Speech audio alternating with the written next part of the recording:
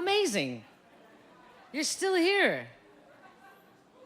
I wonder if you own a new motorbike. Oh, good. All right. All right, judges. First off, let's hear it again for Kate, everyone. Yeah. I've been on a motorcycle on the freeway in the rain.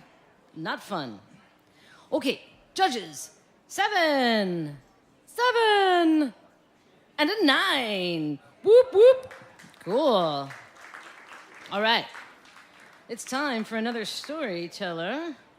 We're running a little late tonight, as you can see. We're usually over by 8 p.m., but we're gonna push it until we're ready, to stop.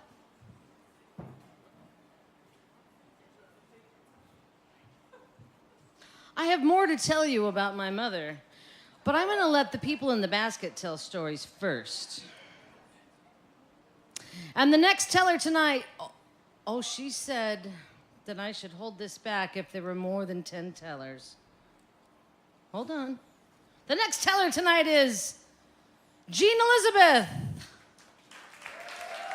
Jean Elizabeth.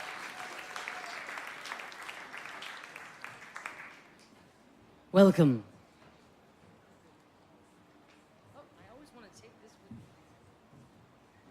Welcome.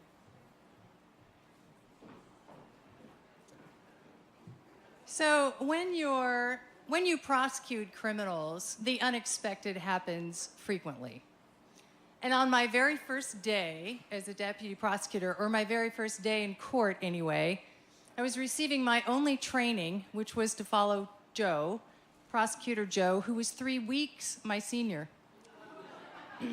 So we go to the pretrial conference, and he's got a stack of files. I swear, there were like at least 18 inches, maybe 24 inches of files, and kind of a nervous guy anyway, so he goes in, and then defense attorneys swarm him at the table before the judge comes in for plea bargains. So he says to me, "Here, take this file and do something with it. This guy is over there, sitting over there."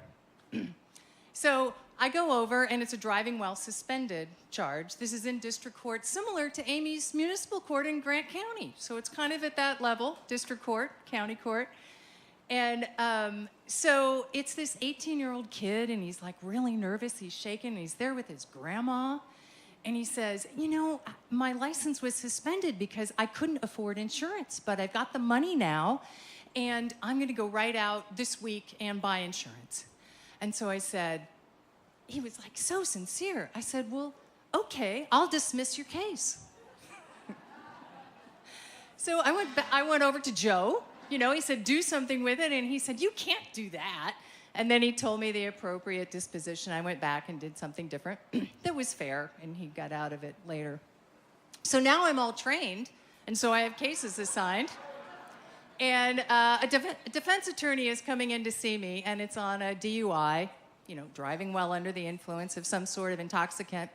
And I had read the police report ahead of time, and it indicated, it was kind of starting out like the typical police report on a DUI. The officer saying, oh, he weaved over the center line, then the driver weaved over the fog line, and then, there was a sole occupant, the driver, and I initiated my emergency lights and sirens, and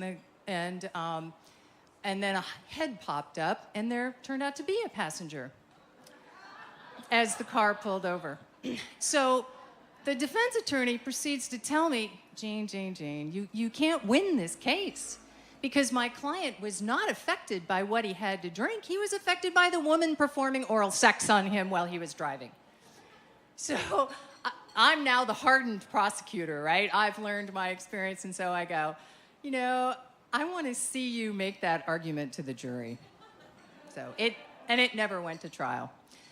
So in trial, I know, you're a trial lawyer.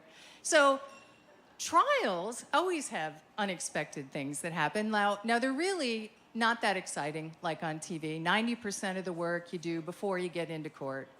But, you don't know if your witnesses are going to show up. You don't know what condition they're going to be in. You don't know what time they're going to show up. So I had this case where it's in Grays Harbor County, so it's commercial fisherman land. And these two guys were the key witnesses, and they had uncovered 53 crab pots that had been stolen and were being possessed by these two guys. So they're like the key witnesses. So we're doing the jury trial. I have lots of witnesses. And a fisheries officer comes to me and says, and these guys have been waiting around a long time that day. And he said, I got to tell you, these guys keep going out to their car and drinking. And then they're coming back in. I mean, this began at 10 in the morning, So it's time for me to call them this afternoon. So I go out and I stand right in this one guy's face, and he is just reeking of alcohol. And so I go, you have been drinking. I'm not calling you as a witness. He instantly gets belligerent and hostile, and I just point at his buddy and say, you come in and testify. So there's that unexpected witness. Then I had a victim in an assault case. His girlfriend or ex-girlfriend, it was unclear which it was, had stabbed his new girlfriend in the back at a party where both of them were. And it was very serious. She almost died. So it was basically attempted murder. And then he tried to protect the new girlfriend from the ex-girlfriend, and she stabbed him slightly in the arm. So then I had a case against him, and he's the victim. Well, they had the hardest time serving him with his subpoena. I never saw him until the day of trial. He came with a buddy. And this guy was wearing this black T-shirt that had on it a caricature of a white woman with bleach blonde hair with huge breasts falling out of some sort of top, and some sort of offensive saying that I thought I always would remember, but I don't. And I said, do you have any other shirt? Well, what's wrong with the shirt I got? Well, could you just, and his buddy said, oh, put on my shirt over it. Oh, I'm not going to do that. I said, well, maybe you could, because he's the victim, right? I want him to get to testify. Well, maybe you could turn your shirt wrong side out. Well, that would be ridiculous. I'm not going to do that. So I said, well, I'm not calling you as a witness, and I just dismissed his case.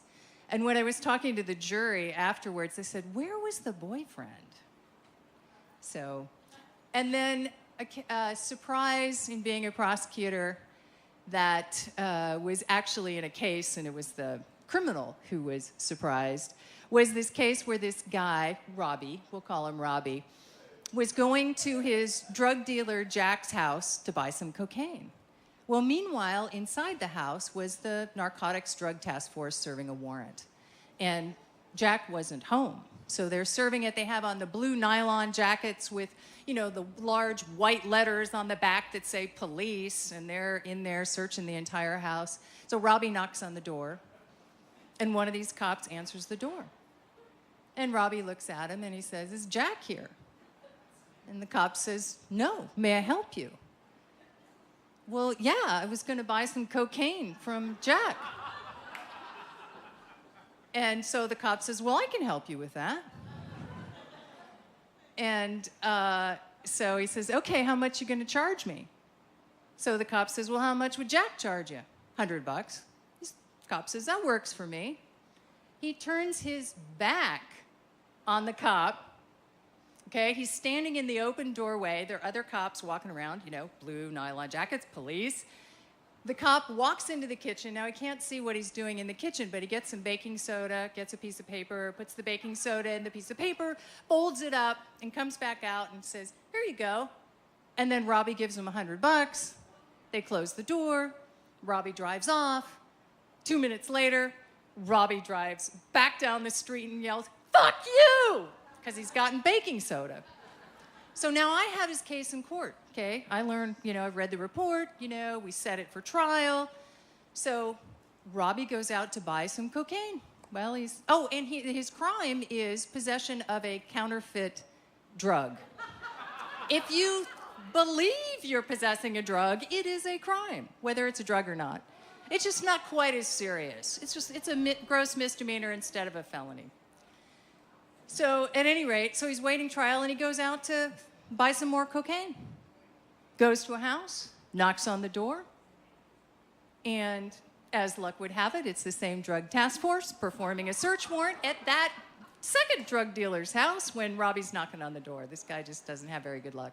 And so the same cop comes to the door, and he opens the door, and Robbie looks at him for a while.